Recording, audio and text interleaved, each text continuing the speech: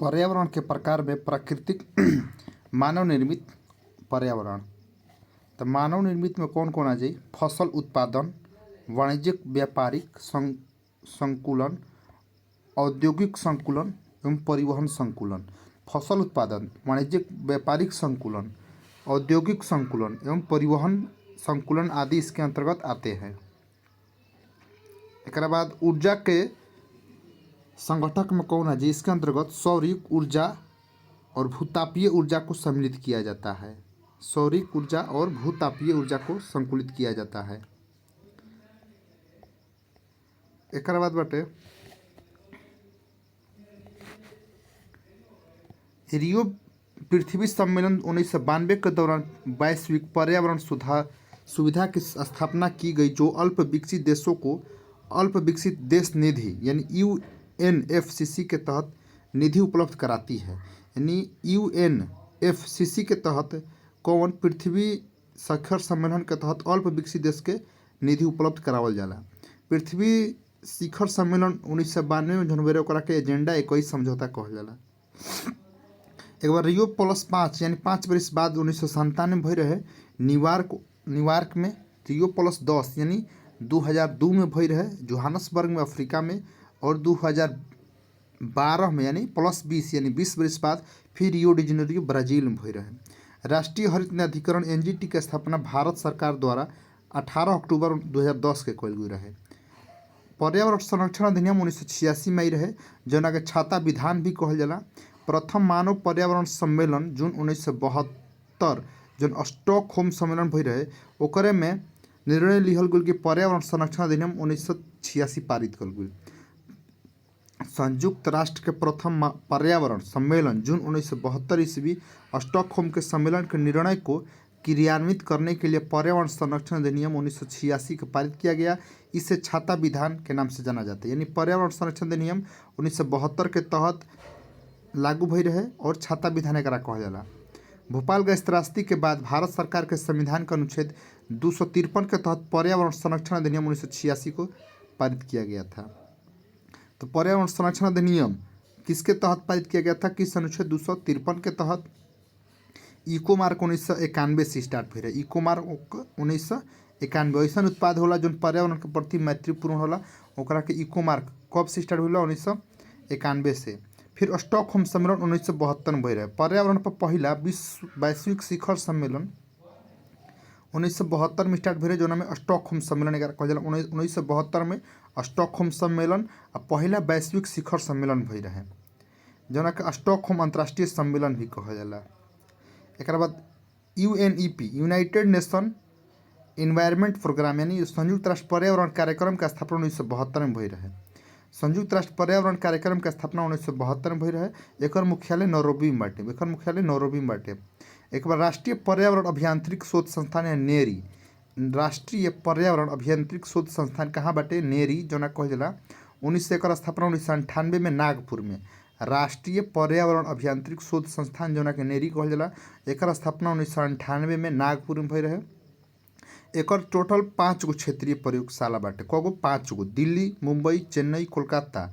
4 गो जौन बाटे महानगर, एगो बाटे हैदराबाद में। कौना के? राष्ट्रीय पर्यावरण अभियांत्रिकी शोध संस्थान नेरी के 1998 में नागपुर में एकर स्थापना होला। 5 गो एकर क्षेत्रीय प्रयोगशाला बाटे। मुंबई, चेन्नई, कोलकाता और हैदराबाद में एक्स्ट्रा बाटे। यह विज्ञान एवं प्रौद्योगिकी मंत्रालय भारत सरकार के अधीन है। जो नेरी बाटे संयुक्त राष्ट्र पर्यावरण कार्यक्रम विज्ञान एवं प्रौद्योगिकी संस्थान के अंतर्गत काम करला। एक बाद एनईए यानी जो के राष्ट्रीय पर्यावरण प्राधिकरण, जो कि एनईए कहल जाला। इसका पूर्व नाम राष्ट्रीय पर्यावरण अपीलीय प्राधिकरण हटे। एकर स्थापना 1997 में भई रहे। इसके स्थापना राष्ट्रीय पर्यावरण प्राधिकरण की स्थापना राष्ट्रीय अपीलीय प्राधिकरण अधिनियम 1997 के तहत की गई था। इसका गठन वन एवं पर्यावरण मंत्रालय के द्वारा किया जाता है। राष्ट्रीय पर्यावरण प्राधिकरण राष्ट्रीय अपीलीय प्राधिकरण अधिनियम 1997 के तहत राष्ट्रीय पर्यावरण अभियांत्रिकी शोध संस्थान नेरी, जो कि नेरी कहल जाला, पर्यावरण शोध संस्थान नेरी नागपुर में कब स्थापना होला? नेरी के 58 में। राष्ट्रीय अपीलीय वाला 97। अपीलीय राष्ट्रीय पर्यावरण प्राधिकरण 97 अपीलीय प्राधिकरण अधिनियम के तहत 97 में एकर गठन भइल बा वन एवं पर्यावरण मंत्रालय के द्वारा भइल बाटे। जबकि पर्यावरण अभियांत्रिक शोध संस्थान के भइल बाटे विज्ञान एवं प्रौद्योगिकी मंत्रालय के द्वारा। अब आजा विश्व मौसम विज्ञान संगठन के गठन भइल 17 मार्च 1951 के। एकर मुख्यालय बाटे जेनेवा स्विट्जरलैंड। विश्व मौसम विज्ञान संगठन का मुख्यालय जेनेवा बाटे। एकर स्थापना 1951 भइल रहे।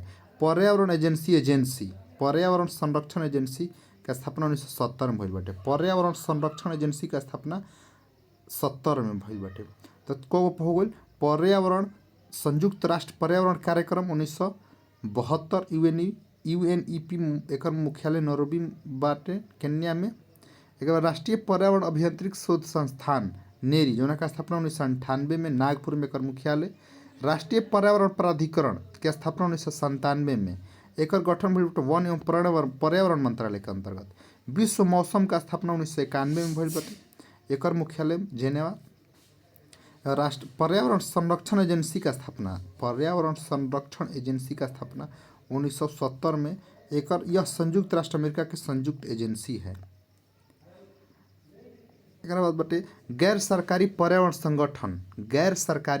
संगठन ग्रीन पीस इंटरनेशनल के मुख्यालय एम्स्टर्डम। ग्रीन पीस यानी गैर सरकारी हटे का हटे गैर सरकारी पर्यावरण संगठन ग्रीन पीस इंटरनेशनल का मुख्यालय बाटे एम्स्टर्डम में। इसके कार्यालय 55 देशों से अधिक में स्थापित हटे। ये बात यूएनईपी संयुक्त राष्ट्र पर्यावरण कार्यक्रम की स्थापना 1972 में भइल बाटे। एकर मुख्यालय नैरोबी में पढ़बे के नहीं जाए। संयुक्त राष्ट्र पर्यावरण कार्यक्रम 90 में। एवं एक में पूछ दी संयुक्त संरक्षण एजेंसी 1970 में। संयुक्त पर्यावरण संरक्षण एजेंसी 1970 में। एक बाद नियतिवाद के दिल रहे तो रेट जील। नियतिवाद के दिल रहे रेट जील। प्रकृति ने मनुष्य को बनाया है। यह का कहलन कि प्रकृति ने मनुष्य को बनाया है नियतिवाद में। एक और समर्थक के कहले तो हम्बोल्ट कार्ल रिटर जैसे भूगोलवाद है। तो कौन हम्बोल्ट और रिटर का कहलन नियतिवाद के मतलब एक समर्थन कहलन तो नियतिवाद रेट जील यानी रेट का होला नियत रहेला। हम्बोल्ट आ कार्ल रिटर एकर मतलब अथु कइल रहेला।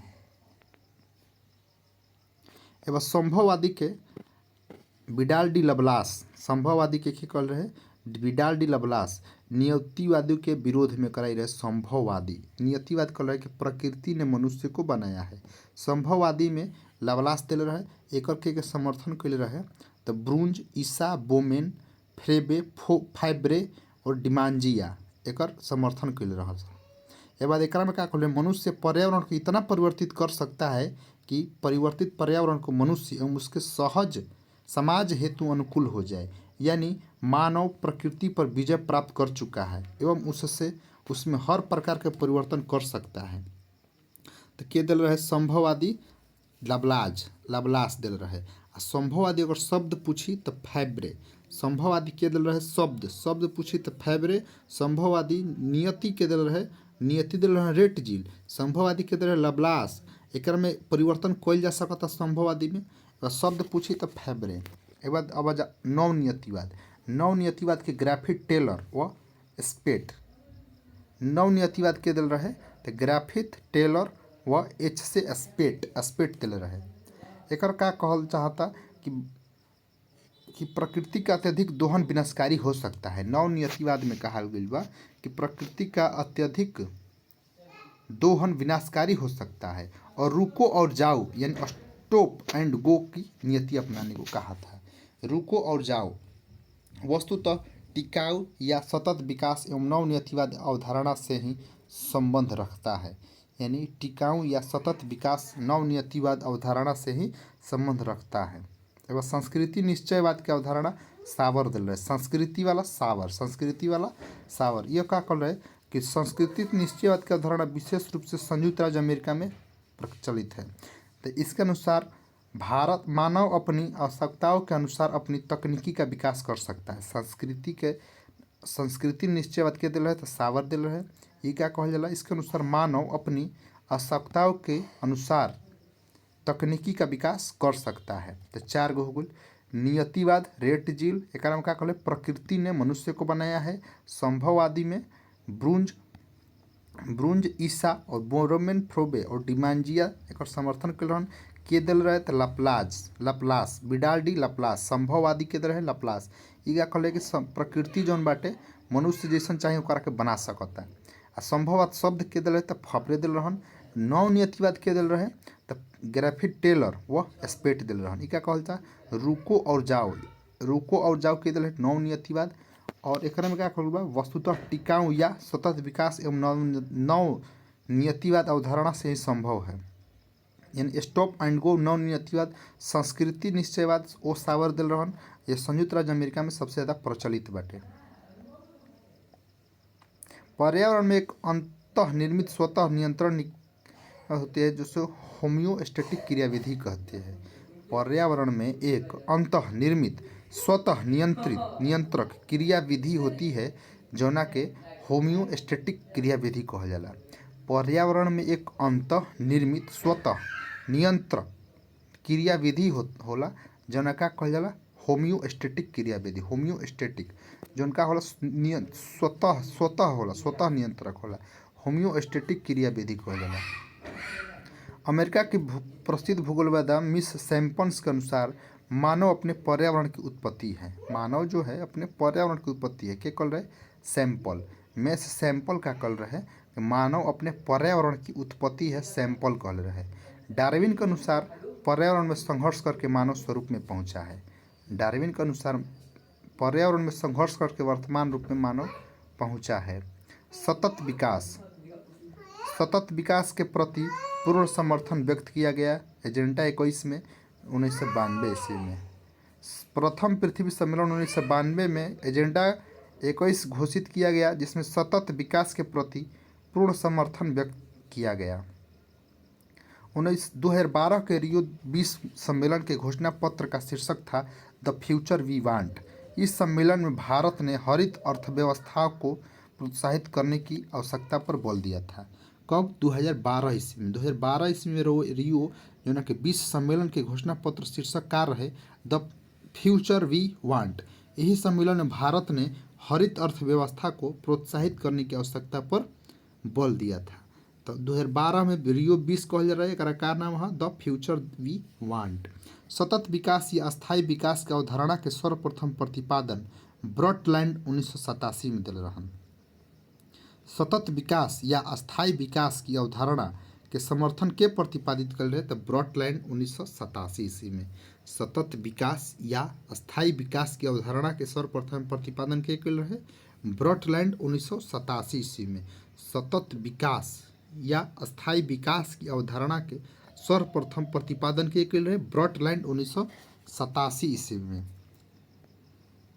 जैव संसाधन तथा सतत विकास संस्थान मणिपुर में है। जैव संसाधन तथा सतत विकास संस्थान कहाँ है? मणिपुर इम्फाल में है। तो जैव संसाधन तथा सतत विकास संस्थान कहाँ बा? मणिपुर के इम्फाल में। सतत विकास खातिर 4 गो मानक मानल गइल बा। सतत विकास खातिर 4 गो मानक मानल गइल बाटे। सबके लिए सतत ऊर्जा के दशक 2014 से 23 तक संयुक्त राष्ट्र पर कार्यक्रम की पहल है। सबके लिए सतत ऊर्जा 2014 से 2023 तक। सबके लिए सतत ऊर्जा 2023 तक। एक बाद जल संसाधन दिवस 10 अप्रैल के। जल संसाधन दिवस 10 अप्रैल के। विश्व प्रवासी पक्षी दिवस। विश्व प्रवासी पक्षी दिवस 8 मई के। जल संसाधन 10 अप्रैल। विश्व प्रवासी पक्षी दिवस 8 मई। एक बाद विश्व महासागर दिवस 8 जून। विश्व महासागर दिवस 8 जून के मनावल जाला। विश्व भूगर्भ जल दिवस 10 जून के। विश्व भूगर्भ दिवस 10 जून के। विश्व प्रकृति संरक्षण दिवस 28 जुलाई के। तो जल संसाधन 10 अप्रैल 10 जून के जल भूगर्भ दिवस। विश्व भूगर्भ जल दिवस 10 जून के। आ जल संसाधन दिवस 10 अप्रैल के। एक बाद विश्व भूगर्भ जल दिवस 10 जून के। विश्व प्रकृति संरक्षण दिवस 28 जुलाई के। विश्व प्रकृति संरक्षण दिवस 28 जुलाई के। विश्व प्रकृति आपदा दिवस 3 अप्रैल। आवास दिवस 3 अक्टूबर के। आवास दिवस 3 अक्टूबर को। वन्य जीव सप्ताह 1 से 7 अक्टूबर के।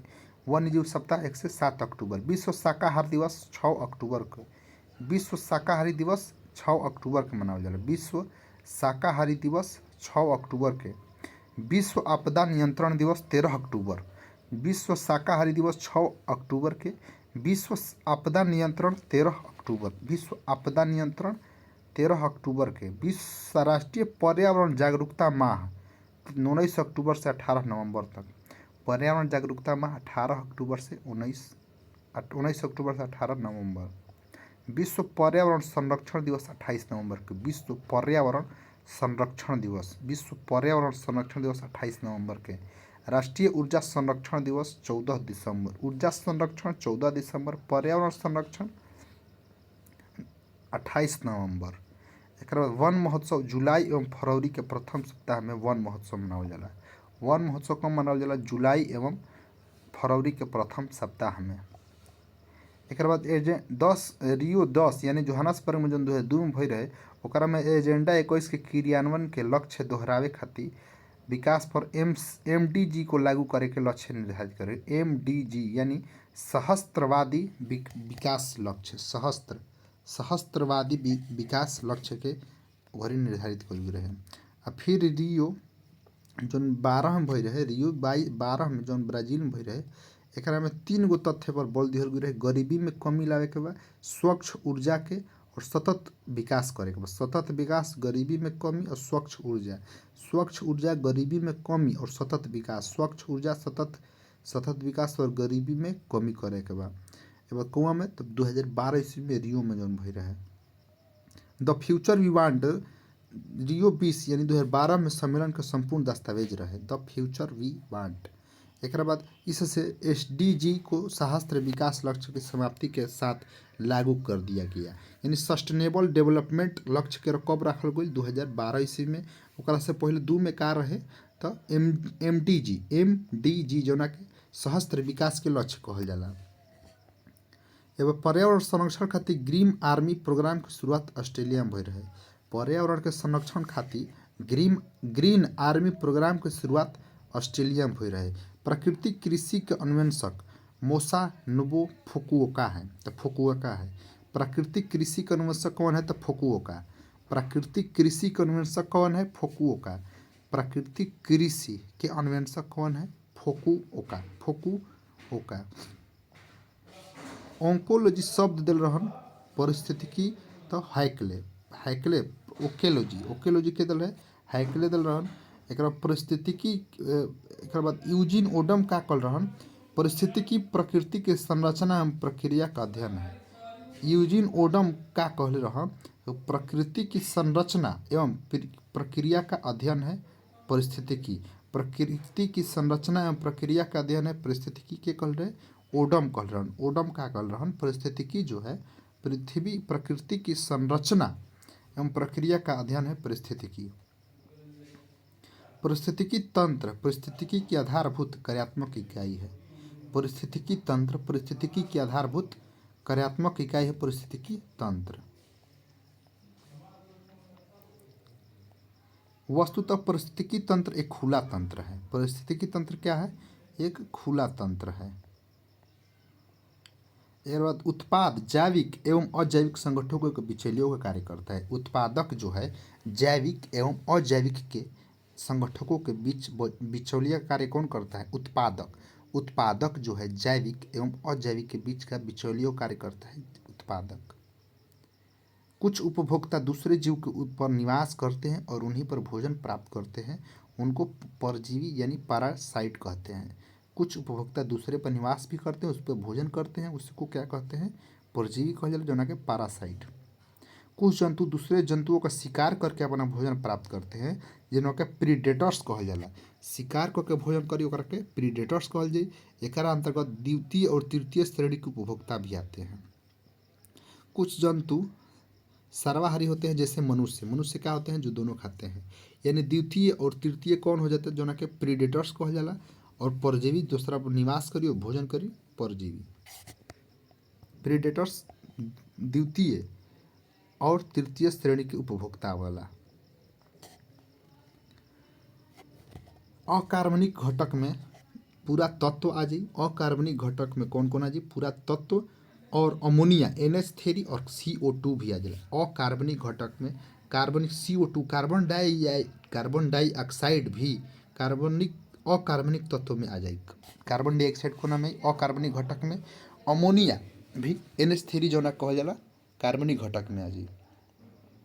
कार्बनिक में प्रोटीन, कार्बोहाइड्रेट, वसा, यूरिया और ह्यूमरस। कार्बनिक घटक में कौन है जी? प्रोटीन, कार्बोहाइड्रेट, वसा, यूरिया और ह्यूमरस है जी। जैवीय और अजैवीय घटकों का संबंध उत्पाद करते हैं। वो उत्पादक मतलब वो है पौधा करते हैं। किसी भी पारिस्थितिकी तंत्र में एक निश्चित समय में अजीवीय पदार्थों की जितनी मात्रा उपस्थित रहते हैं उसकी खड़ी अवस्था कहते हैं। कौना में? तो अजीवीय घटक, अजीवीय पदार्थ के जितनी मात्रा रहेला ओकरा के खड़ी अवस्था कहल जाला। एक बाद ऊर्जा का प्रवाह हमेशा एक ही दिशा में होला। एवं 10% भाग एक पोस्तर से अगले पोस्तर स्तर में स्थानांतरित होला। तो ऊर्जा का प्रवाह एक दिशा में होला। एवं समुद्री वातावरण में मुख्य प्राथमिक उत्पादक फाइटोप्लैंक्टन्स होता है। समुद्री वातावरण में मुख्य प्राथमिक उत्पादक कौन होते हैं? तो फाइटोप्लैंक्टन्स होते हैं समुद्री वातावरण में। एक बात अपघटन खाद्य श्रृंखला में एक उथले समुद्र के जीवों के समुदाय में संपूर्ण ऊर्जा का लगभग 80% भाग अपघटन श्रृंखलाओं में प्रभावित होता है। तो चरण आहार श्रृंखला, अपघटक आहार श्रृंखला। तो अपघटक श्रृंखला में समुद्र के जीवों के समुदाय में संपूर्ण ऊर्जा का लगभग 80% भाग अपघटक श्रृंखलाओं में प्रवाहित होता है। खाद्य श्रृंखला में मानव प्राथमिक एवं द्वितीय उपभोक्ता दोनों होता है। खाद्य श्रृंखला में मानव जो है प्राथमिक एवं द्वितीय उपभोक्ता दोनों होता है। खाद्य जाल किसको कहते हैं? खाद्य श्रृंखला एक सीधी कड़ी के रूप में नहीं होता है। प्रकृति में खाद्य श्रृंखला एक सीधी कड़ी के रूप में नहीं होता है। यह पारिस्थितिकी तंत्र के सभी खाद्य श्रृंखलाओं कहीं न कहीं आपस में संबंधित होते हैं। यानी इस प्रकार अनेक खाद्य श्रृंखलाओं के पारस्परिक संबंध को खाद्य जाल कहते हैं। अनेक खाद्य श्रृंखलाओं के पारस्परिक संबंध को क्या कहते हैं? खाद्य जाल कहते हैं। खाद्य जाल में ऊर्जा का प्रवाह एक दिवसीय रूप में कई पथों में से होकर होता है। एक दिवसीय होते हुए भी कई पथों से होकर गुजरता है। जैव संचयन जो ना एक हानिकारक पदार्थों के एकत्रीकरण को जैव संचयन कहते हैं। किसी जीव में हानिकारक पदार्थों के एकत्रीकरण को जैव संचयन कहते हैं। किसी जीव में हानिकारक पदार्थों के एकत्रीकरण को जैव संचयन कहते हैं। जैव संचयन को पार्ट्स प्रति मिलियन यानी ppm में मापा जाता है। जैव संचयन के कारण कहल जाला हानिकारक पदार्थों के एकत्रीकरण को जैव संचयन कहते हैं। जैव संचयन हानिकारक पदार्थ के एकत्रीकरण कहल जाए तो ओकरा का कहल जाए? जैव संचयन कहल जाए। जैव संचयन के कौच में मापल जाला तो ppm के फुल फॉर्म हो जाए पार्ट्स पर मिलियन। अनिम्नीकरण प्रदूषकों से अभिप्राय ऐसे पदार्थ से है जो जीवधारियों के भीतर उपापचय नहीं हो पाते हैं। उपापचय ना होला जैसे में DDT chlorinated hydrocarbon chlorinated hydrocarbon जो होला उपापचय ना होला ओकरा के अनिम्नीकरण कहल जाला। अनिम्नीकरण जो में पूर्ण रूप से उपापचय ना होला जैसे में DDT क्लोरीनेटेड हाइड्रोकार्बन का है एक अनिम्नीकरणीय है। जैव आवर्धन का कहल जाला? जैव अनिम्नीकरणीय प्रदूषण के कारण पारिस्थितिकी तंत्र के शाखा श्रृंखलाओं में विभिन्न पोषण स्तर के माध्यम से उच्च खाद्य जीवों में स्थापित हो जाते हैं तो उसे जैव आवर्धन की संज्ञा दिया जाता है। जैव आवर्धन कोना कहल जाई? जैव अनिम्नीकरणीय ओकरा कहल जौन उपापचय ना होला तो जाके दूसरा में का होला आवर्धन हो जाला ओकरा के जैव आवर्धन कहल जाला। जैसे BHC DDT24D ये सब का है? जैव आवर्धन हटे। इनकी सांद्रता प्रत्येक पोषण स्तर पर बढ़ती है और उच्च उपभोक्ताओं में अधिकतम हो जाती है। किसकी सांद्रता? जैव आवर्धन के जौन अनिम्नीकरणीय जौन होला उहे ओकरा के क्या कहल जाला? जैव आवर्धन कहल जाला। एक बाद पारा पदार्थ खाद्य श्रृंखला के द्वारा पौधे एवं जंतुओं के शरीर में जाते हैं वहीं पर संचित हो जाते हैं। कीटनाशक पदार्थ वसा में घुलनशील होते हैं। कीटनाशक पदार्थ किस में होते हैं? वसा में घुलनशील होते हैं। ये मनुष्य एवं जंतुओं के वसा ऊतक में संचित हो जाते हैं और श्वसन क्रिया में वसा के ऑक्सीकरण के समय ये पदार्थ रुधिर वाहिकाओं में प्रवेश करके विषैला प्रभाव दिखाते हैं। इसमें कैंसर तक हो जाता है। इसी को देखते हुए डीडीटी, बीएचसी और 2,4-D तथा मैलाथियन आदि के प्रयोग पर प्रतिबंध लगा दिया गया। कौन? डीडीटी, बीएचसी, 2,4-D और मैलाथियन 2,4-D, डीडीटी और बीएचसी सब का है? ये सब अजैव निम्नीकरणीय हटे, जैव आवर्धन हटे करे कहल जा सकता। कीटनाशक हटे, ये सब का है? वसा में घुलनशील हो रहा है। प्रत्येक कीटनाशक वसा में घुलनशील होता है। डीडीटी जैसे प्रदूषक जैव अनिम्नीकरणीय होते हैं। जैव अनिम्नीकरणीय। डीडीटी का सांद्रण सांप में सबसे अधिक होता है। डीडीटी का सांद्रण सांप में सबसे अधिक होता है। घास स्थल परितंत्र में सांप एक तृतीय उपभोक्ता है, अतः डीडीटी का सांद्रण सबसे ज़्यादा कहाँ होगा? तो सांप में होगा। पारिस्थितिकी असंतुलन का मूल कारण वनोन्मूलन है। पारिस्थितिक असंतुलन का मूल कारण क्या है? वनों की कटाई जो के वनोन्मूलन कहल जाला। पारिस्थितिकी तंत्र में ऊर्जा का प्रवाह, रूपांतरण तथा विस्तरण ऊष्मा गतिकी के अनुसार होता है।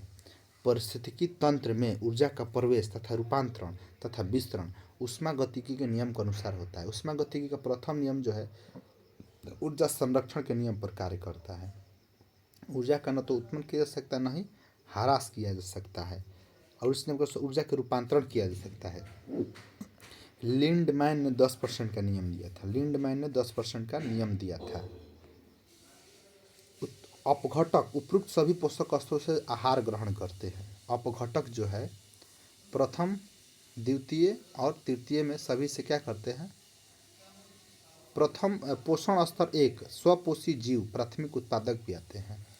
पोषक स्तर 1 में होता है पारिस्थितिकी तंत्र के आहार श्रृंखला में सामान्यतः 3 से 4 पोषण स्तर होते हैं। यह इस प्रकार है।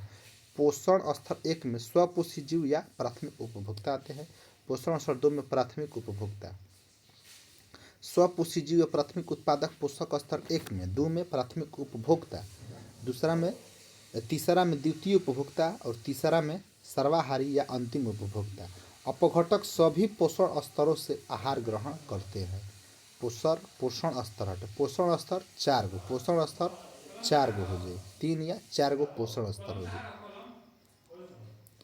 पारिस्थितिकी पिरामिड का विचार सर्वप्रथम एल्टन ने 1927 में रखा था। पिरामिड का विचार किसने रखा था? एल्टन। पारिस्थितिकी पिरामिड का विचार किसने रखा था? तो एल्टन ने रखा था। एल्टन। पारिस्थितिकी पिरामिड का विचार सर्वप्रथम किसने रखा था? एल्टन ने 1927 में रखा था। पिरामिड कौन प्रकार का होता है? तो 3 प्रकार का। जीव संख्या का पिरामिड, उसमें क्या होता है? सीधा या उल्टा दोनों प्रकार का हो सकता है। इसमें संख्या को दर्शाता है, जीव संख्या दर्शाता है, जीव संख्या।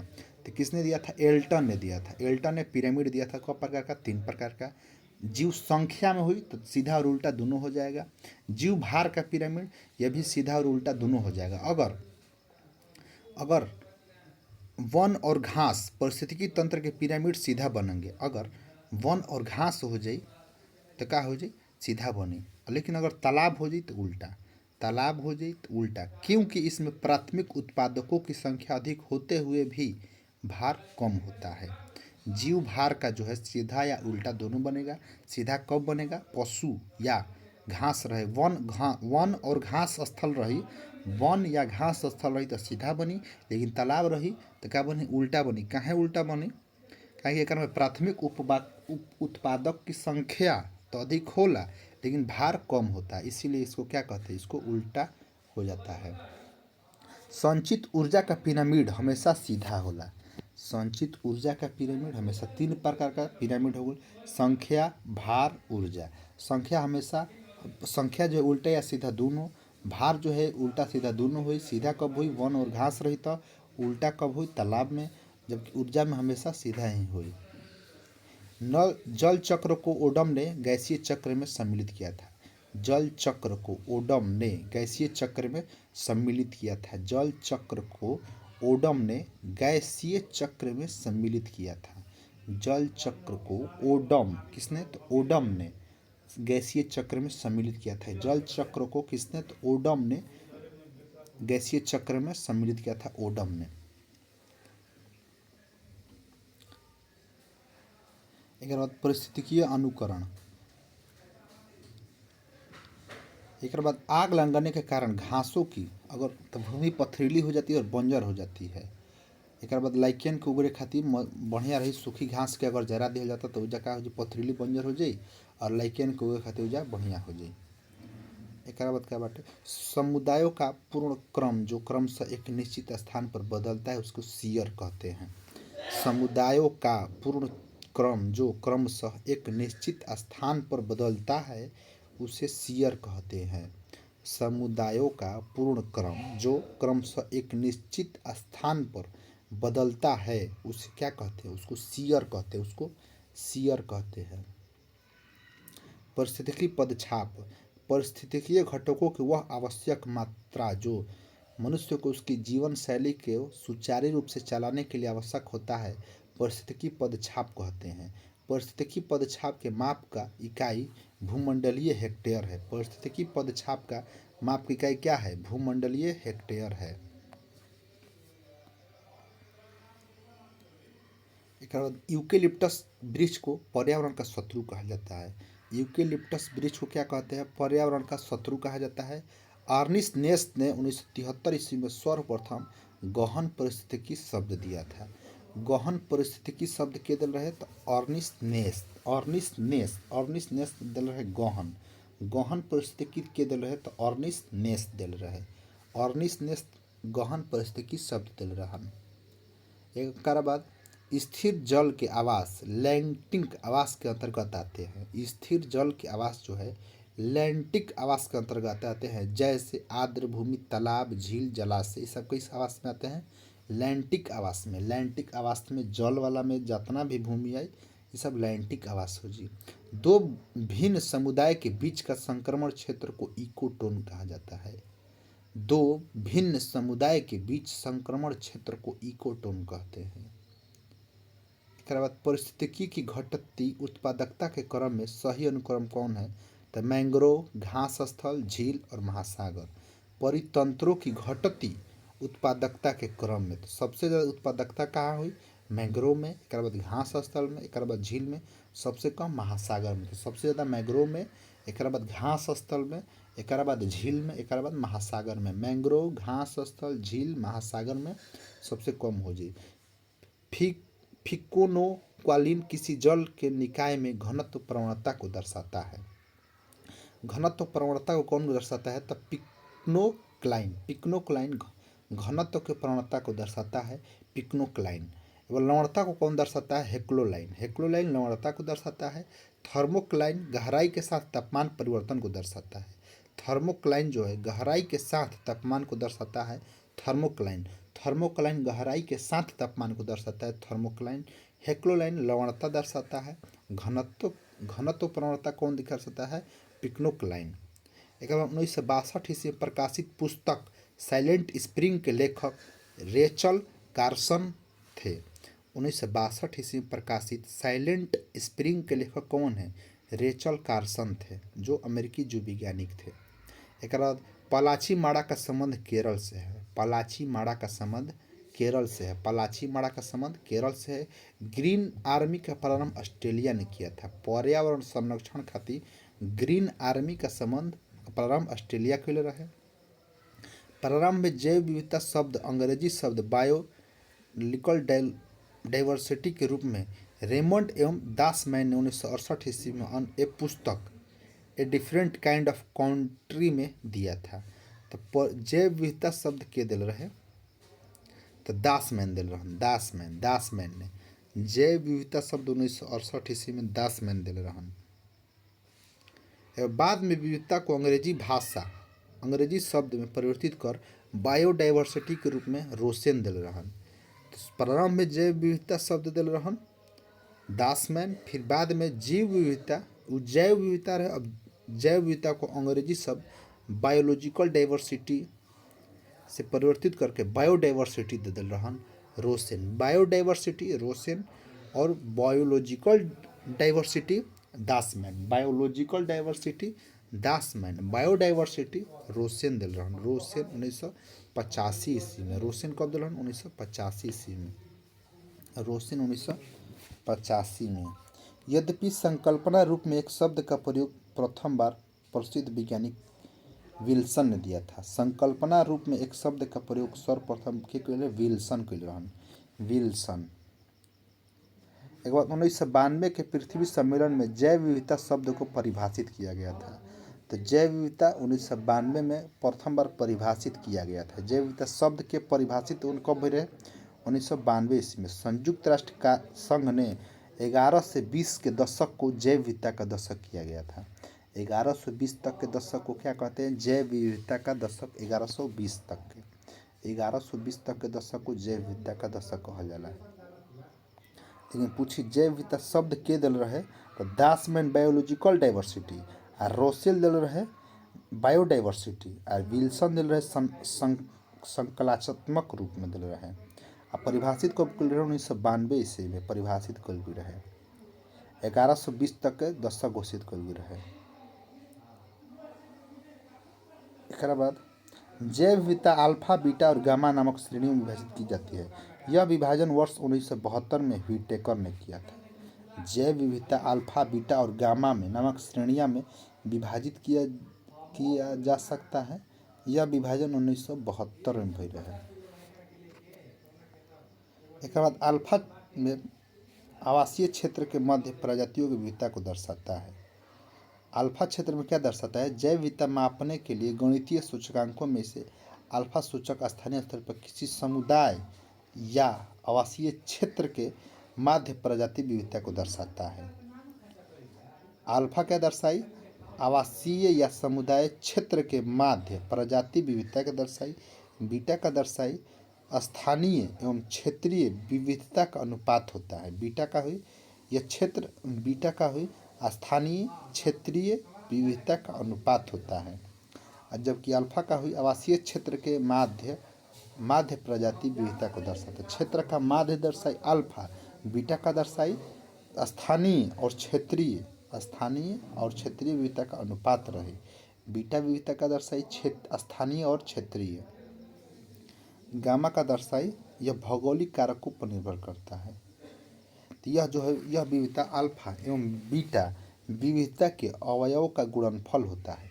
देखो अल्फा का हुई क्षेत्रों का माध्य हुई, अल्फा का हुई आवासीय क्षेत्र का माध्य, बीटा का हुई स्थानीय एवं क्षेत्रीय विविधता का अनुपात, स्थानीय एवं क्षेत्रीय विविधता का अनुपात अल्फा बीटा। गामा का हो जाए दोनों का अल्फा और बीटा के गुणनफल हो जाए गामा।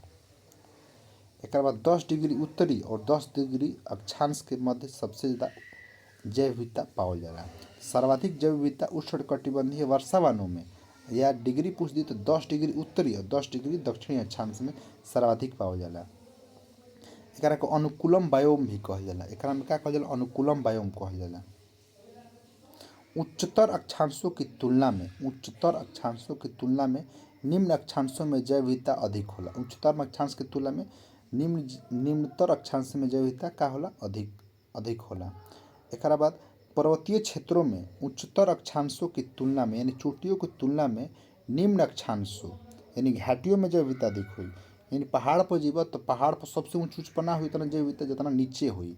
एवं केरल के पलक्कम जिले में स्थित शांत घाटी में प्रचुर जैव विविधता पाई जाती है। यह पश्चिमी घाट जिले पर्वतों का हिस्सा है। इस घाटी को 1984 में नेशनल पार्क घोषित किया गया था। शांत घाटी नेशनल पार्क केरल बाटे जो सबसे ज़्यादा घोषित हुई बाटे कौना जिला बाटे? पलक्कड़ जिला में बाटे। 1984 में नेशनल पार्क घोषित हुई रही। फूलो घाटी चमोली जिला में बाटे। फूलो की घाटी चमोली जिला में बाटे। 2030 तक भारत द्वारा भूमि क्षरण तटस्थता प्राप्त करने का लक्ष्य रखा गया है। 2030 तक भारत द्वारा भूमि क्षरण तटस्थता प्राप्त करने का लक्ष्य रखा गया है। 2030 तक का हुई भूमि क्षरण ना हुई। 2030 तक भूमि क्षरण ना हुई अभी तक लक्ष्य रखल गई बा। एक बाद हॉटस्पॉट शब्द सर्वप्रथम प्रयोग के कल रहे तो नॉर्मन मायर्स ने 1988 में कल रहन। हॉटस्पॉट शब्द के दिल रहे तो मायर्स ने 1988 ईस्वी में। हॉटस्पॉट शब्द के दिल रहे तो मायर्स दिल रहन हॉटस्पॉट। एक बाद भारत में विश्व में टोटल 36 गो हॉटस्पॉट बाटे। भारत में 4 गो, विश्व में 36 गो। तो 4 गो कौन कौन बाटे? हिमालय क्षेत्र, वर्मा क्षेत्र, भारत वर्मा क्षेत्र, पश्चिमी घाट, अंडमान निकोबार। विश्व के कुल 36% बा न, तो ओकरा में विश्व के 2.3 क्षेत्रफल बाटे। टोटल विश्व के 36 गो हॉटस्पॉट जो बाटे क परसेंट क्षेत्रफल बाटे तो 2.3% पर। भारत में कगो बा? 4 गो बाटे। एक बाद भारत में सबसे अधिक जैव विविधता संपन्न क्षेत्र पश्चिमी घाट है, विश्व में 8वां स्थान बाटे।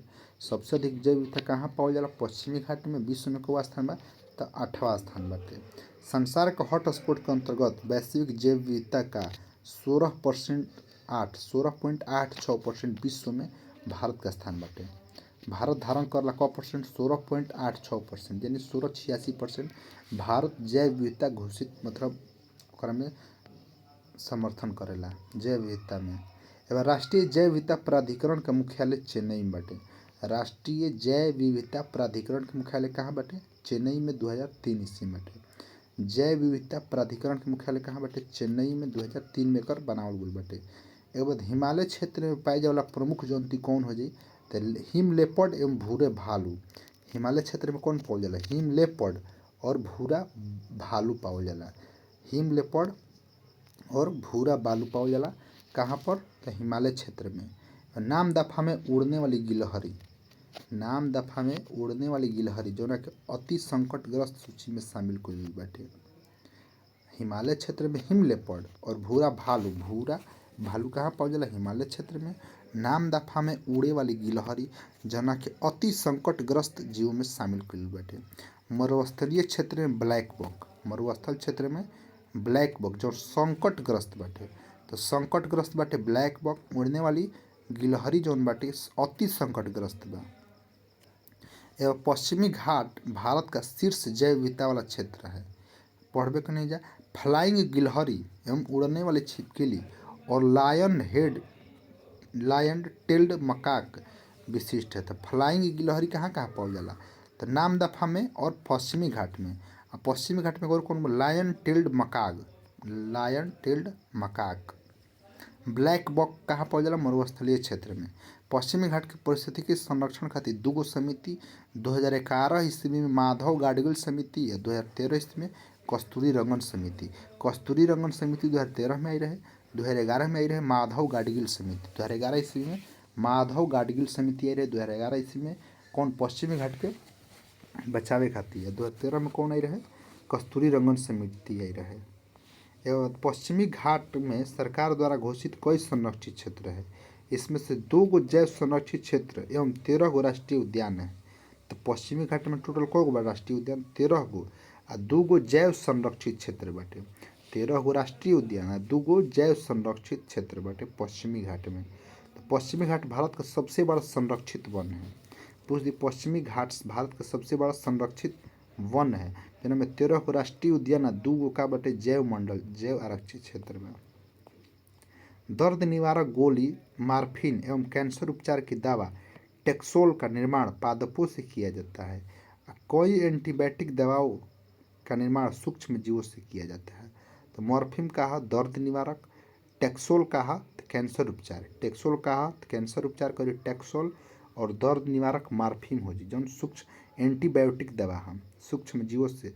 तो मार्फिन सूक्ष्म जीवों से निकालल जाला और टेक्सोल भी कैंसर उपचार खातिर है दवा। और जौन भी मतलब एकरों के विश्व उष्णकटिबंधीय वर्षा वन विषुवतीय रेखीय प्रदेशों में सर्वाधिक औषधीय पादप पाए जाती है। उष्णकटिबंधीय वर्षा वन सर्वाधिक औषधि पावल जाला।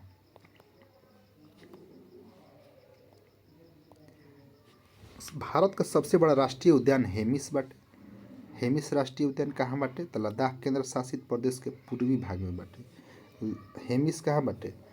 सबसे बड़ा राष्ट्रीय उद्यान भारत का सबसे बड़ा राष्ट्रीय उद्यान पूछ दी हेमिस। पहला पूछ दी तो जिम कार्बेट 1936 ईस्वी में, एकर पहले नाम हेली रहे।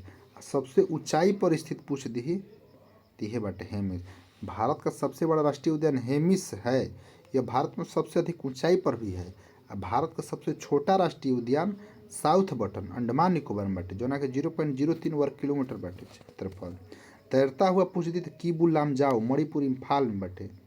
यह इम्फाल एवं बिष्णुपुर जिले में स्थित है। कोना कोना इम्फाल एवं बिष्णुपुर जिला में कीबू लामजाऊ इम्फाल में बाटे मणिपुर के इम्फाल में और बिष्णुपुर जिला में। तैरता हुआ पूछ दी तैरता हुआ तो कीबू लामजाऊ सबसे छोटा।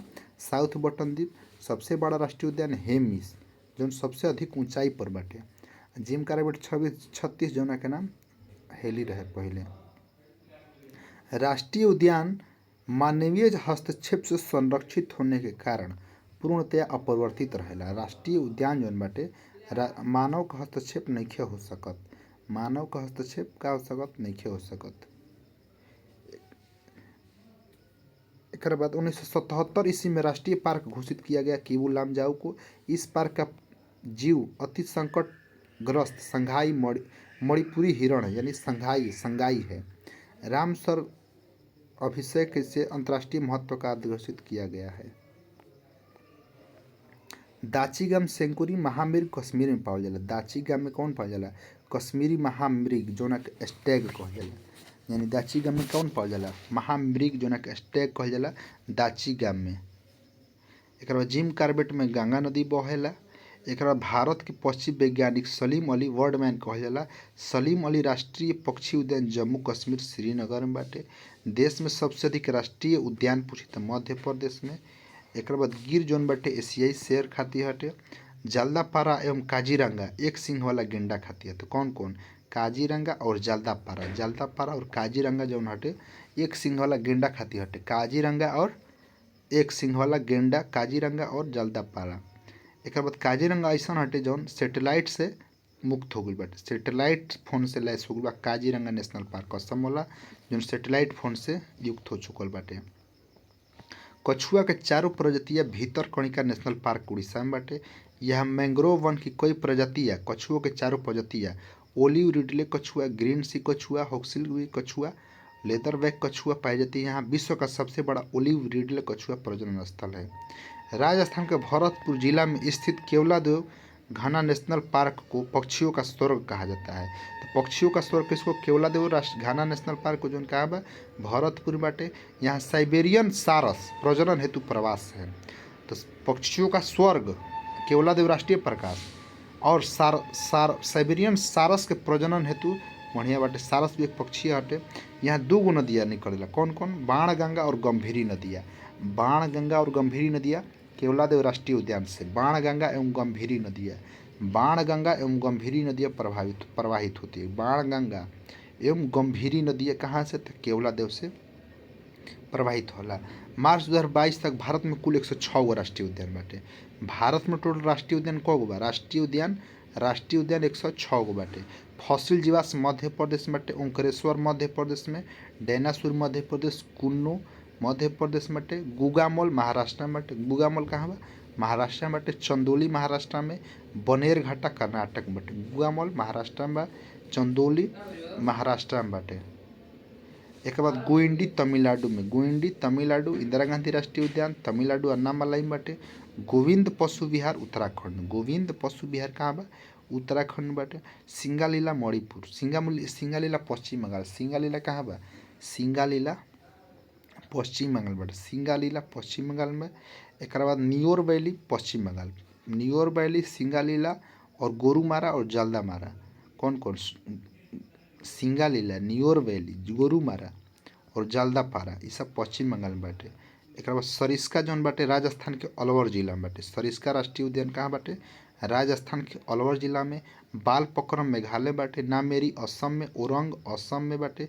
देहिंग पटकई असम में। नामेरी असम, ओरंग असम, देहिंग पटकई असम, रायमोना असम में। क्लाउड लेपर्ड त्रिपुरा में बाटे। क्लाउड लेपर्ड देहिंग पटकई कहाँ बा? असम बाटे। क्लाउड लेपर्ड राष्ट्रीय उद्यान त्रिपुरा में बाटे। श्री वेंकटेश्वर राष्ट्रीय उद्यान आंध्र प्रदेश। श्री वेंकटेश्वर राष्ट्रीय उद्यान आंध्र प्रदेश में बा। एक बाद राजीव गांधी राष्ट्रीय उद्यान कहाँ बा? आंध्र प्रदेश है। पापीकोंडा आंध्र प्रदेश। पापीकोंडा आंध्र प्रदेश। राजीव गांधी आंध्र प्रदेश। श्री वेंकटेश्वर आंध्र प्रदेश में। श्री वेंकटेश्वर राष्ट्रीय उद्यान आंध्र प्रदेश। ब्लैक बक गुजरात में बाटे। ब्लैक बक राष्ट्रीय उद्यान तो गुजरात में बाटे बसंदा राष्ट्रीय उद्यान, गुजरात में बसंदा गुजरात। समुद्री राष्ट्रीय उद्यान गुजरात में, समुद्री राष्ट्रीय उद्यान गुजरात में, बसंदा राष्ट्रीय उद्यान गुजरात में, ब्लैक बक राष्ट्रीय उद्यान गुजरात में बा। मौलिंग राष्ट्रीय उद्यान अरुणाचल प्रदेश, मौलिंग अरुणाचल प्रदेश। सिरोही मणिपुर, सिरोही मणिपुर। माउंट हैरियट अंडमान निकोबार में, Mount Harriet Andaman. Campbell Andaman Nicobar में बा। कैंपबेल वेयर स्पेयर अंडमान निकोबार। गलाताया अंडमान निकोबार। रानी झांसी समुद्री राष्ट्रीय उद्यान अंडमान निकोबार। तो कौन? कैंपबेल, गलाताया, रानी झांसी, सब कहाँ? अंडमान निकोबार। कैंपबेल राष्ट्रीय उद्यान, गलाताया, गलाताया अंडमान निकोबार। रानी झांसी समुद्री राष्ट्रीय उद्यान अंडमान निकोबार। गलाताया, गलाताया राष्ट्रीय उद्यान कहाँ बा? गलाताया अंडमान निकोबार में।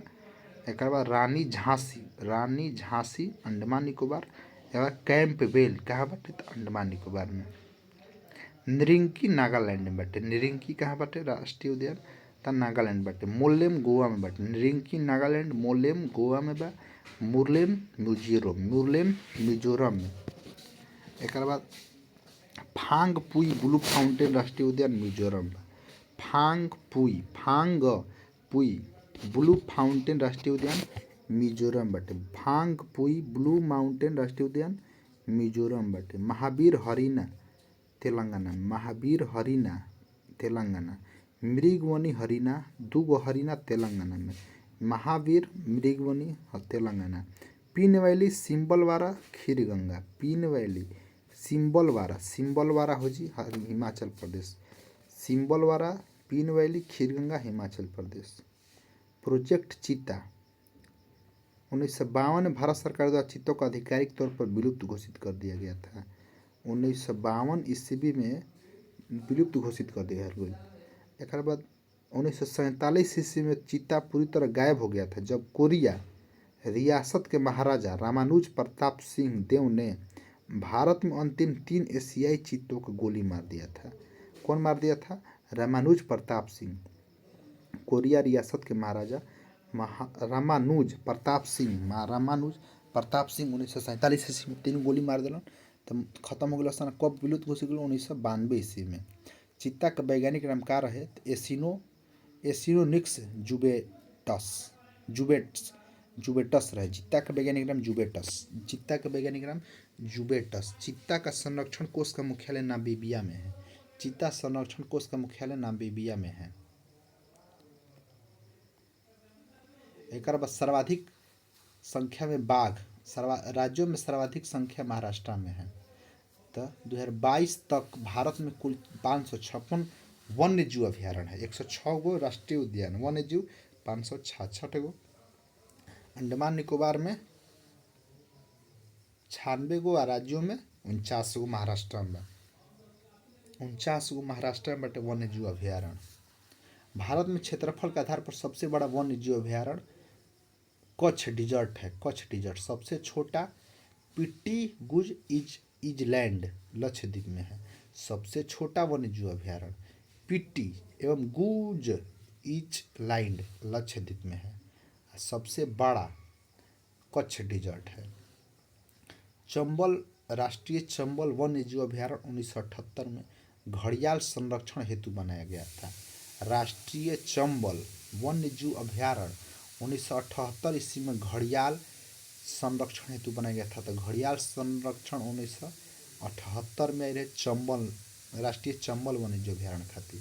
देश में सर्वाधिक 94 वन्य जीव अभ्यारण्य अंडमान निकोबार में बा। लाली वन्य जीव अभ्यारण्य पासीघाट अरुणाचल प्रदेश में ब्रह्मपुत्र नदी के दाहिने किनारे पर अवस्थित है। यहाँ पर पोनंग नृत्य प्रसिद्ध है जो जनजातियों के द्वारा किया जाता है। तो पूछ दी लाली वन्य जीव अभ्यारण्य कहाँ बाटे? तो अरुणाचल प्रदेश में कौना जिला में? पासी घाटी में, ब्रह्मपुत्र नदी के दहिना में। लाली पासी घाटी में अरुणाचल प्रदेश में ब्रह्मपुत्र नदी किनारे। यहाँ पर एगो नृत्य होला पुनंग नृत्य, जौन जनजाति के द्वारा होला पुनंग नृत्य।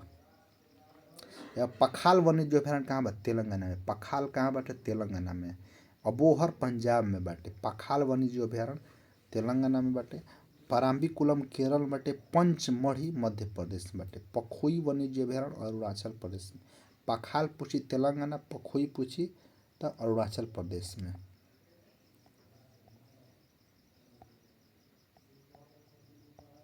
एकरा बाद पक्षी बिहार,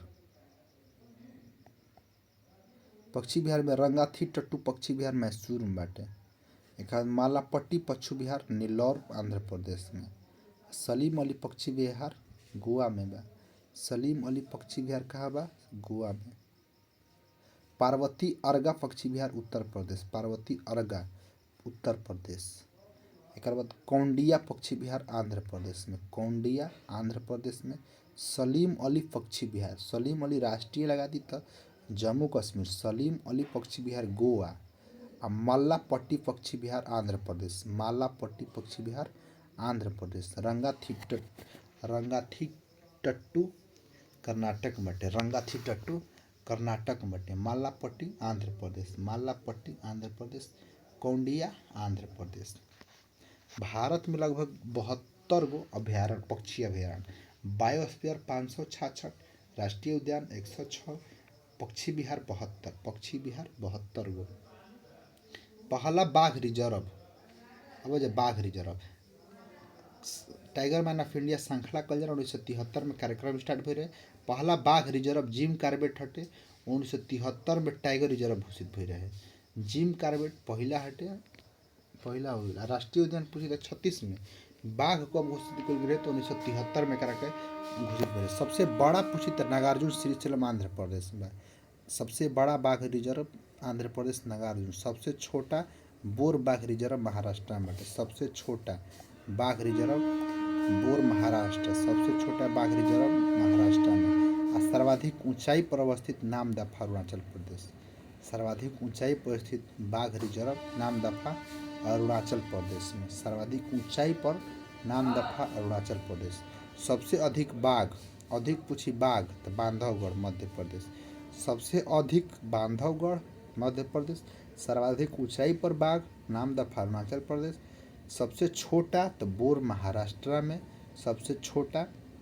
सबसे बड़ा नागार्जुन श्रीशैलम आंध्र प्रदेश। सफ़ेद बाघ खातिर उड़ीसा का नंदन कानन, सफ़ेद बाघ खातिर उड़ीसा के नंदन कानन हटे, सफ़ेद बाघ खातिर। एक बाद भारत का प्रथम सफ़ेद बाघ सफारी सतना में मुकुंदपुर में बनाया गया है। भारत का सबसे प्रथम सफ़ेद बाघ सफारी सतना के मुकुंदपुर में बनाया गया था। नंदन कानन उड़ीसा में बटे सफ़ेद बाघों खातिर। सरिस्का अभयारण्य से शुरू हुई यह योजना बाघों की मौजूदगी वाले 12 देशों में लागू की गई है।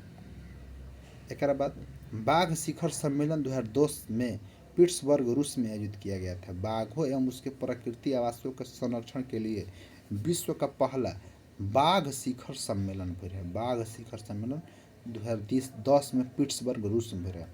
बाघ शिखर सम्मेलन कब हुआ? 2010 ईस्वी में पिट्सबर्ग में हुआ, पीटर्सबर्ग में। देश के कुल 28 गो राज्य में बाघ पावल जाला। बाघ कगो? 28 गो। विश्व का सबसे बड़ा टाइगर रिजर्व, विश्व का पूछी तो हुकांग घाटी टाइगर रिजर्व म्यांमार में बाटे। विश्व का सबसे बड़ा टाइगर रिजर्व हुकांग घाटी टाइगर रिजर्व म्यांमार में बाटे।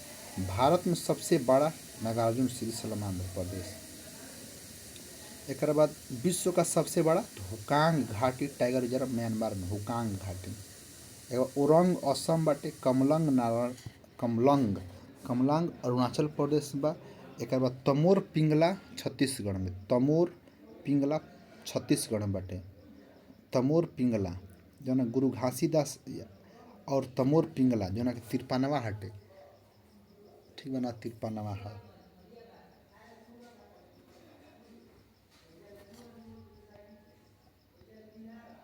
तमोर पिंगला कहाँ बा? तमोर पिंगला छत्तीसगढ़ में। कामलांग अरुणाचल प्रदेश, कमलांग अरुणाचल प्रदेश। ओरंग असम।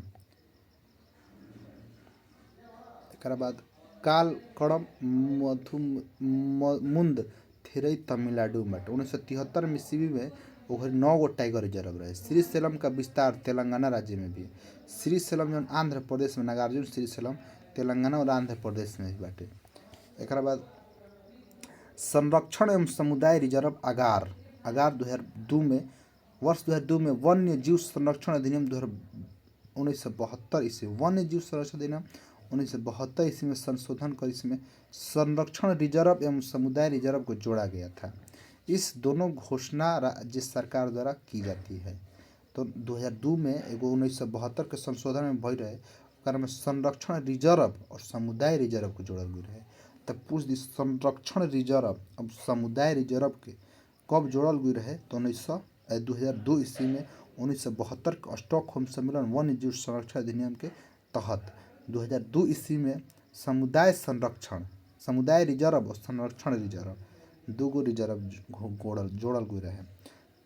तमिलनाडु के तिरुनेलवेली क्षेत्र में ग्राम समुदाय के प्रयास से भारत का प्रथम संरक्षण आगार खोला गया है। तमिलनाडु के तिरुनेलवेली क्षेत्र में कहाँ पर तिरुनेलवेली क्षेत्र में ग्राम समुदाय के प्रयास से भारत का प्रथम संरक्षण आगार खोला गया है। तो भारत का प्रथम आगार कहाँ बटे तमिलनाडु के तिरुनेलवेली में। भारत का प्रथम संरक्षण आगार कहाँ बटे तमिलनाडु के तिरुनेलवेली में। के बाद कच्छ की खाड़ी समुद्री राष्ट्रीय पार्क जो गुजरात के जामनगर में स्थित है प्रथम समुद्री राष्ट्रीय पार्क है। प्रथम समुद्री राष्ट्रीय पार्क कहाँ बाटे तो कच्छ की खाड़ी समुद्री राष्ट्रीय पार्क जो कहाँ बा गुजरात के जामनगर में कच्छ के खाड़ी में बाटे। प्रथम समुद्री राष्ट्रीय पार्क पूछ दी तो कच्छ की खाड़ी में बाटे जो जामनगर में बाटे। ए बाद ओलिव रिडले कछुआ के प्रजनन खातिर सबसे बड़ा कौन है तो गिहिर माथा वन्य जीव अभयारण्य उड़ीसा में बाटे जौन केंद्रपाड़ा कहल जाला। केंद्रपाड़ा में गिहिर माथा उड़ीसा में बाटे। एक बाद दक्षिणी अमेरिका कछुओं की एक प्रजाति ओलिव रिडले इसकी घटती संख्या को देखकर उड़ीसा सरकार ने इसके संरक्षण की योजना का शुभारंभ 1975 में भई रहे। कटक जिला में भीतरकनिका अभयारण्य में किया गया था। इस कछुए का प्रजनन स्थल गिहिर माथा है जो दो नदियों के मुहाने के बीच भीतरकनिका नामक स्थान अभयारण्य में स्थित है। गिहिर माथा उड़ीसा में बाटे भीतरकनिका अभयारण्य में बाटे। एकरे में का कलसन उड़ीसा प्रजनन कलसन कछुआ। 2016 ईस्वी को अंटार्कटिका को रॉस सागर क्षेत्र को विश्व का सबसे बड़ा राष्ट्रीय समुद्री संरक्षण क्षेत्र घोषित किया गया। यह घोषणा होबार्ट में ऑस्ट्रेलिया में संपन्न commission for the all conservation of Antarctica marine living resources की बैठक में 24 देशों एवं यूरोपीय संघ द्वारा किया गया था। तो पूछ दी विश्व का सबसे बड़ा समुद्री संरक्षण क्षेत्र कहाँ बा तो रॉस सागर 2016 में अंटार्कटिका में विश्व का सबसे बड़ा समुद्री संरक्षण क्षेत्र रॉस सागर अंटार्कटिका में बाटे। कब घोषित हुई रहे 2016 ईस्वी में।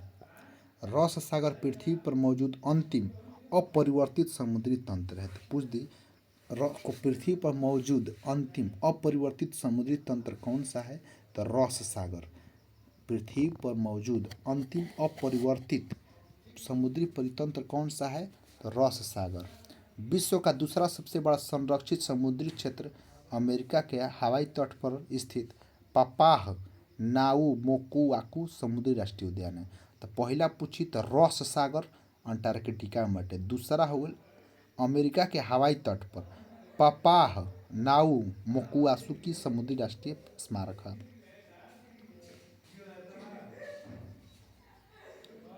तो 1971 ईस्वी में यूनेस्को द्वारा एक अंतर सरकारी वैज्ञानिक कार्यक्रम के रूप में मानव एवं जैव मंडल कार्यक्रम आरंभ किया गया था।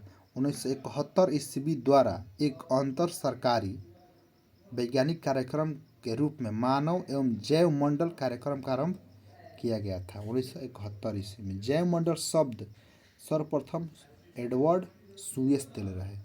जैव मंडल शब्द के दिल रहे सुयस। विश्व का प्रथम जैव मंडल रिजर्व 1979 में स्थापित हुआ। विश्व का प्रथम जैव मंडल 1979 स्थापित हुआ था। जैव मंडल शब्द के दिल रहे तो एडवर्ड सुयस दिल रहे। एडवर्ड सुयस जैव मंडल भारत में 1986 ईस्वी में राष्ट्रीय जैव मंडल रिजर्व कार्यक्रम प्रारंभ हुई रहे। तो राष्ट्रीय जैव मंडल रिजर्व कार्यक्रम 1986 में भारत में जैव मंडल रिजर्व कार्यक्रम का प्रारंभ कब हुए? 1986 ईस्वी में। इसके अंतर्गत जैव विविधता के संरक्षण के लिए संरक्षित क्षेत्रों का नेटवर्क स्थापित किया गया था। इसके तहत 2022 तक भारत में कुल 106 गो राष्ट्रीय पार्क बाटे, 566 गो वन्य जीव अभ्यारण्य, 18 गो जैव मंडल, 54 गो टाइगर रिजर्व, 32 गो हाथी रिजर्व बाटे, 106 गो राष्ट्रीय पार्क, 566 गो वन्य जीव अभ्यारण्य, 18 गो जैव मंडल, 54 गो राष्ट्रीय रिजर्व और 32 गो हाथी रिजर्व। तो कब स्थापना भई रहे? तो 1986 ईस्वी में राष्ट्रीय जैव मंडल रिजर्व कार्यक्रम। पहला जैव मंडल आरक्षित क्षेत्र 1986 ईस्वी में नीलगिरी क्षेत्र को स्थापित किया गया था। पहला जैव मंडल आरक्षित क्षेत्र 1986 में नीलगिरी क्षेत्र में स्थापित भई रहे। एक बाद 18 गो में से 12 गो यूनेस्को में शामिल भइल बाटे। 18 गो टोटल बाटे हमनी में जैव मंडल जो नाम बाटे, 12 गो यूनेस्को में शामिल बाटे। तो सर्वप्रथम नीलगिरी क्षेत्र के 2000 में, जबकि हमनी के कब मिल रहे? 86 में। नीलगिरी क्षेत्र के जैव मंडल आरक्षित कइल गई रहे घोषित 86 में, लेकिन यूनेस्को कब घोषित कइल गई? 2000 ईस्वी में। अब पन्ना जो हटे 12वां हटे, पहला हटे नीलगिरी, लास्टवा हटे पन्ना। पन्ना कब घोषित कइल गई रहे? तो 2020 ईस्वी में। पन्ना 2020 ईस्वी में पन्ना अंतिमवा यानी 12वां हो जाई। तो पूछ दी टोटल क गो बाटे यूनेस्को द्वारा जैव मंडल घोषित? 12 गो। तो पहला हो नीलगिरी 2000 ईस्वी में, मन्नार की खाड़ी तमिलनाडु में 2001 में, सुंदरवन 2001, मन्नार की खाड़ी और सुंदरवन 2001 ईस्वी में, नंदा देवी 2004 में, नंदा देवी 2004 में, नोकरेक 9 में, पंचमढ़ी 2009 में। तो नोकरेक, पंचमढ़ी, सिमलीपाल 3 गो, 9 में 3 गो, नोकरेक, सिमलीपाल और सिमलीपाल पंचमढ़ी, नोकरेक, सिमलीपाल, पंचमढ़ी, ये सब 9 में, सिमलीपाल, पंचमढ़ी, नोकरेक 9 में, अचानक मार 12 में, ग्रेट निकोबार 2013 ईस्वी में, अगस्ता मालाई 2016 ईस्वी में, कंचनजंघा 2018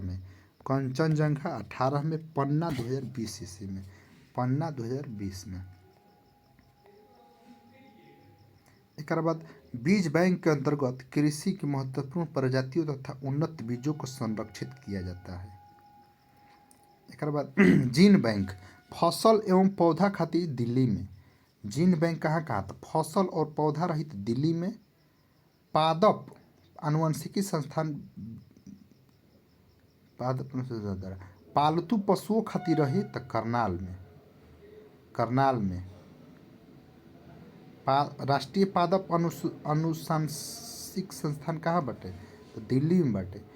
पालतू पशुओं खातिर हो गई तो करनाल में। पौधा फसल खातिर नई दिल्ली जीन बैंक, और पालतू पशु खातिर करनाल में, और ये हो गई मछली खातिर लखनऊ में। मछलियों खातिर लखनऊ में, पालतू पशुओं खातिर करनाल में, एवं फसल एवं पौधों खातिर नई दिल्ली में। जीन पूल एक निश्चित समय में समष्टि के कुल आनुवंशिक पदार्थों का योग होता है। जीन पूल क्या होता है? तो एक निश्चित समय में समष्टि के कुल आनुवंशिक पदार्थों का योग होता है। जीन पूल क्या होता है? एक निश्चित समय में समष्टि के कुल आनुवंशिक पदार्थों का योग होता है जीन पूल। एक बाद तमिलनाडु के उदमंगलम में स्थित सरकारी वनस्पति उद्यान गुलाबों के विशाल संग्रह के लिए प्रसिद्ध है। तो पूछ दी गुलाबों खातिर विशाल संग्रह खातिर प्रसिद्ध के है? तो तमिलनाडु के उदमंगलम में स्थित सरकारी वनस्पति उद्यान गुलाबों के विशाल उद्यान खातिर प्रसिद्ध है। लाल बाग वनस्पति उद्यान बेंगलुरु में बाटे। लाल बाग वनस्पति उद्यान कहाँ बा? बेंगलुरु कर्नाटक में। लाल बाग वनस्पति उद्यान बेंगलुरु कर्नाटक में बाटे। लाल बाग वनस्पतिक उद्यान बेंगलुरु कर्नाटक में। लाल बाग वनस्पति उद्यान बेंगलुरु कर्नाटक में। सबसे बड़ा वनस्पति उद्यान इंग्लैंड के केव में बा। लाल बाग बेंगलुरु में बाटे। गुलाबों खातिर तमिलनाडु के उदमंगलम में बाटे। सबसे बड़ा वनस्पतिक उद्यान इंग्लैंड के केव में स्थित रॉयल बोटनिकल गार्डन हटे। रॉयल बोटेनिकल गार्डन कहाँ बाटे? तो इंग्लैंड के केव में बा, केव में। 1963 ईस्वी में रेड सूची, लाल सूची के स्थापना भइल। एकरा में संकटग्रस्त स्थिति के आकलन कइल जाला। रेड क्रॉस लाल सूची कब स्थापना भइल? 1963 ईस्वी में। एक बाद रेड डाटा बुक कौन प्रकाशित करता है? तो IUCN रेड डाटा बुक प्रकाशित करता है। बिना किसी विघ्न वाले पारिस्थितिक तंत्रों में विलोपन की दर प्रति दशक एक जाति है। बिना किसी विघ्न वाले पारिस्थितिकी तंत्रों में जातियों के विलोपन की दर प्रति दशक कितना है? तो एक जाति है। अगर किसको विलुप्त माना जाएगा? जब वह 50 वर्ष ले अधिक ना देखल जी, ओकरा का कहल जी? विलुप्त मानल जी। अगर वो 50 वर्ष कोनो जीव ना देखल गई तो ओकरा के विलुप्त मानल जाई। तो ई के जारी करला? IUCN का फुल फॉर्म हो जाई international union for conservation of nature. International union for conservation of nature का स्थापना 1963 ईस्वी में। 1963 ईस्वी में प्राकृतिक संरक्षण के लिए अंतर्राष्ट्रीय संघ, एकर का नाम है? प्राकृतिक संरक्षण के लिए अंतर्राष्ट्रीय संघ 1963 ईस्वी में स्थापना भइल रहे। ये का कहला? रेड डाटा बुक जारी करला। विलुप्त जनजाति जौन जीवित सदस्य नहीं खसन, जैसे में डायनासोर, मेमथ, डोडो, लाल तोता, ब्लू बक, ये सब का है? विलुप्त हो गए सन। एशियाई चीता, गुलाबी सिर वाला बतख, ये सब का हो गए? सब विलुप्त हो गए सन। 50 साल तक नहीं देखा। वन विलुप्त, केवल चिड़ियाओं या आसपास मूल स्थान से किसी कृत्रिम निवास पर ही जीवित रहता है। यानी जाति वनों से बिल्कुल खत्म हो चुकी है और इसके बचे हुए सदस्य केवल चिड़ियाघर या अपने मूल स्थान में अलग किसी कृत्रिम स्थान पर पूरी तरह से तो खत्म हो गई, लेकिन ओकरा के 100 पीस में रखल गया कोनो चिड़ियाघर में या कोनो मूल स्थान पर। ओकरा का कहल जी? वन विलुप्त। Accepting in the wild EW एकरा कहल जाला। ईडब्ल्यू के मतलब वो खत्म हो गई बा, लेकिन ओकरा के रखल गई बा अभी एको जीवा के। विलुप्त हो गई तो साफ खत्म। अति संकटग्रस्त मतलब बहुत ज़्यादा होने पर संकट बाटे। आ संकटग्रस्त इहो खत्म हो गई। एगो कस्तूरी एंटीलोप, कस्तूरी मृग, लाल पांडा, ये सब का संकटग्रस्त हटे। लाल पांडा भी बाड़ा सन। एंटीलोप, कस्तूरी मृग भी अभी बाटे। गंगा डॉल्फिन बा, एशियाई शेर, तिब्बत का, ये सब संकटग्रस्त हटे। लेकिन सबसे ज़्यादा खतरा जोना पर रही ओकरा अति संकट कहल जी। काला हिरण जोन हटे संकट मुक्त हटे। काला हिरण का संकट मुक्त है। वर्तमान में भारत में 995 प्रजाति लाल सूची में शामिल बाटे। एक बाद डिक्लोफिनेक सोडियम एक दर्द निवारक दवा हटे। डिक्लोफिनेक सोडियम जौन हटे दर्द निवारक दवा हटे। एकरा से का होता है? उससे गिद्ध मर जाता है। उससे डिक्लोफिनेक सोडियम हो जाए। डिक्लोफिनेक सोडियम दर्द निवारक, पशुओं खातिर दर्द निवारक में दिहल जाला। प्रोसोफिस जुलिसिफेरा एक पादप जिस क्षेत्र में उगता है ओकरा के जैव विविधता नष्ट कर दिया जाला। प्रोसोपिस जूलिफेरा जूलिफ्लोरा एक का हटे जहाँ उग जा जैव विविधता कम कर दी। कौन? प्रोसोपिस जूलिफेरा। एक बाद इस पौधों को हिंदी में विलायती बबूल कहा जाला। यह वायु को नमी के सोख लेला। जहाँ पर उगी ओकरा का करी? खत्म कर दी। एकरा के विलायती बबूल कहल जाला प्रोसोपिस जूलिफेरा के। जहाँ उगी जैव विविधता खत्म, वायु के नमी के सोख ली। एक बार रामसर सम्मेलन आर्द्र भूमियों के संरक्षण से संबंधित बाटे। रामसर सम्मेलन आर्द्र भूमियों के सम्मेलन से संबंधित बाटे। तो 71 में रहे रामसर सम्मेलन 2 फरवरी 1971 में। रामसर ईरान में बाटे। रामसर कहाँ बा? ईरान में बाटे। इस सम्मेलन में पड़ी नींव 1975 में पूर्णतः क्रियान्वित किया गया था। 1975 में पूर्णतः क्रियान्वित किया गया था। आर्द्र भूमि खातिर रहे। एक 82 में भारत एकरा पर हस्ताक्षर करे। 1 फरवरी 1982 के भारत एकरा पर हस्ताक्षर करे। आर्द्र भूमि संरक्षण पर भारत कब हस्ताक्षरित कर रहे 1982 ईस्वी में 1 फरवरी के भारत रामसर संधि पर 1 फरवरी 1982 के हस्ताक्षरित कर रहे। भारत की पहली रामसर स्थल उड़ीसा में स्थित चिल्का झील है। पूछी भारत की पहली रामसर स्थल कौन सा है, तो उड़ीसा में स्थित चिल्का झील जो है भारत की पहली रामसर स्थित है। और दुनिया का सबसे पहली पूछी तो ऑस्ट्रेलिया में स्थित कोबर्ग प्रायद्वीप है। दुनिया की पहली रामसर साइट कौन है, तो ऑस्ट्रेलिया में स्थित कोबर्ग प्रायद्वीप है। वर्तमान में पूरा विश्व में 2465 गो बाटे रामसर, जना 75 गो भारत में बाटे। 75 गो का बाटे रामसर साइट, 75 गो भारत में बाटे। एक बाद दीपोर बिल कहाँ बा, दीपोर बिल असम में, कलंजी पंजाब बाटे। कंजली झील कहाँ बा, कंजली झील पंजाब में बाटे। सस्थाम कोटा केरल बाटे। चंदेर टल आर्द्रभूमि हिमाचल प्रदेश में बाटे। चंदेर टल आर्द्रभूमि कहाँ बा, हिमाचल प्रदेश में। सस्थाम कोटा केरल में बाटे। एक बाद दीपोर बिल कहाँ बाटे, तो असम, दीपोर बिल असम बाटे। कलंजी पंजाब बा।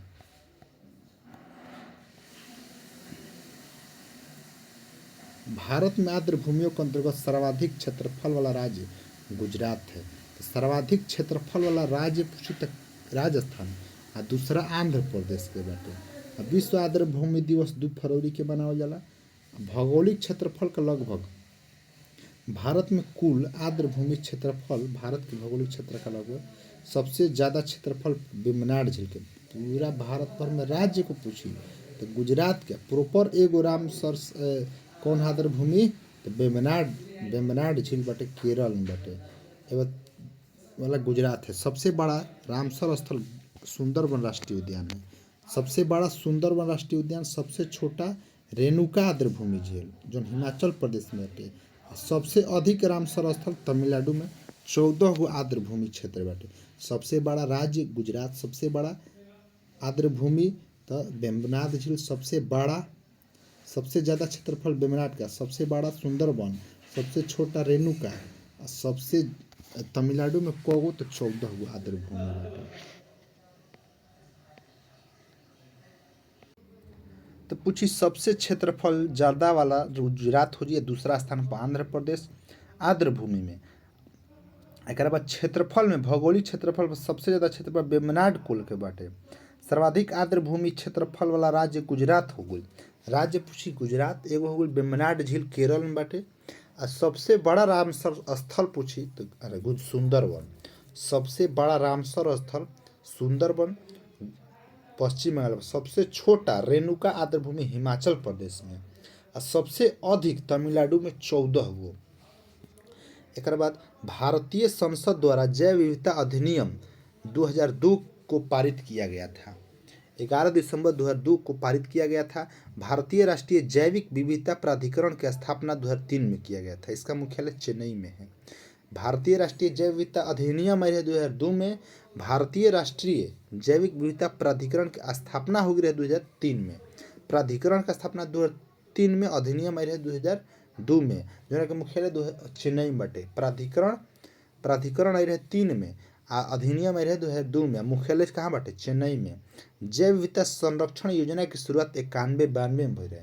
91-92 में संरक्षण योजना की, जैव विविधता संरक्षण योजना की शुरुआत 92 में, 2002 में अधिनियम, 3 में प्राधिकरण, मुख्यालय चेन्नई में बाटे। भारत में हाथी योजना 1992 में प्रारंभ भई रहे। भारत में हाथी योजना कब स्टार्ट भई रहे है, 1992 ईस्वी में। हाथी के टोटल कगो बाटे, हाथी टोटल 32 गो न, हाथी वाला देख लेते हैं। चल, भारत में हाथी परियोजना की शुरुआत 1992 में जैव सुरक्षा प्रोटोकॉल 2003 में लागू हुआ था। भारत में जैव सुरक्षा प्रोटोकॉल कब लागू हुआ था, 2003 ईस्वी में। फ्लाइंग फॉक्स अर्थात उड़न वंगुल, जिसे ग्रेटर इंडियन फ्रूट बैट की संज्ञा दी गई, चमगादड़ों की एक प्रजाति है। फ्लाइंग फॉक्स अर्थात उड़न वलगुल, जिससे ग्रेटर इंडियन फ्रूट, 3 गो नाम हो गए, फ्लाइंग फॉक्स, उड़न वलगुल, जिसे ग्रेटर इंडियन फ्रूट की बैट की संज्ञा दिहल गई रहे, चमगादड़ों की एक प्रजाति है। एक बाद टम्बला कोक डोडो वृक्ष जो कहल जाला, टम्बला कोक डोडो वृक्ष नामक वृक्ष प्रजाति प्रजनन में असफल रही। काहे कि ओकर फल खाए वाला डोडो पक्षी जौन मॉरिशस में पावल जाला गायब हो गई। तो डोडो वृक्ष जौना के टम्बला कोक कहल जाला, टम्बला कोक के एगो डोडो पक्षी रहे, ओकरा के वृक्ष विलुप्त हो गई। काहे कि ओकर जौन फल खाए वाला डोडो पक्षी बाटे वो गायब हो गई, यही से का हो गई टम्बला कोक भी गायब हो गई। होंगोग नामक समुद्री जीव जो कि विलोपन की कगार पर है, एक स्तनधारी है। न डुगोंग है, डुगोंग नामक समुद्री जीव जो विलोपन की कगार पर एक स्तनधारी है। तो पूछ जी स्तनधारी कौन है, तो डुगोंग का है, एक स्तनधारी है। एवं सुंदरी नामक वृक्ष सुंदर वन में पाए जाते हैं। श्रू एवं टैपिर हिमालय श्रृंखला में पाए जाते हैं। श्रू एवं टैपिर हिमालयन श्रृंखला में पाए जाते हैं। श्रू एवं टैपिर हिमालयन श्रृंखला में पाए जाते हैं।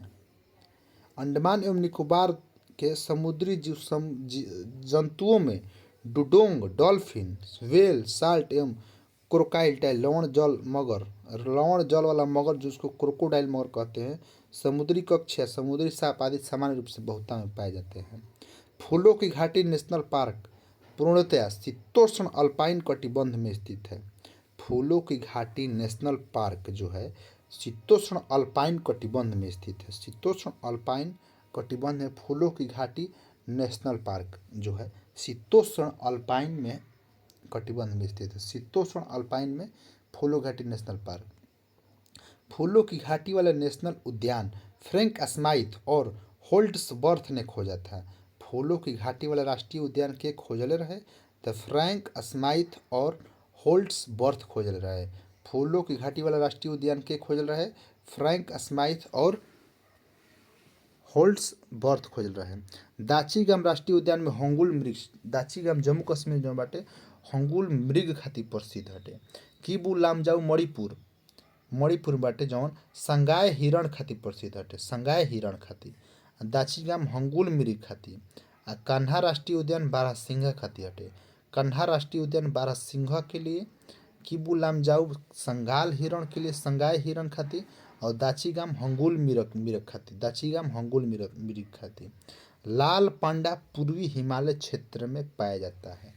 लाल पांडा जो है पूर्वी हिमालय क्षेत्र में पाया जाता है। अरुणाचल प्रदेश में इसे कैट बियर के नाम से जाना जाता है। WWF के सहयोग से 1996 में लाल पांडा परियोजना की शुरुआत हुई रहे। तो लाल पांडा परियोजना 1996, लाल पांडा परियोजना 1996।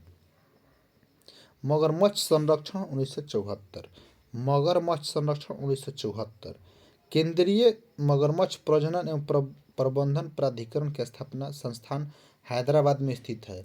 मगरमच्छ अभयारण्यों की सर्वाधिक संख्या आंध्र प्रदेश में स्थित है। मगरमच्छ अभयारण्यों की सर्वाधिक संख्या कहाँ है, तो आंध्र प्रदेश में है। अब मगरमच्छ संरक्षण केंद्र 1974 ईस्वी में। अब मगरमच्छ प्रजनन एवं प्रबंधन प्राधिकरण हैदराबाद में स्थित है।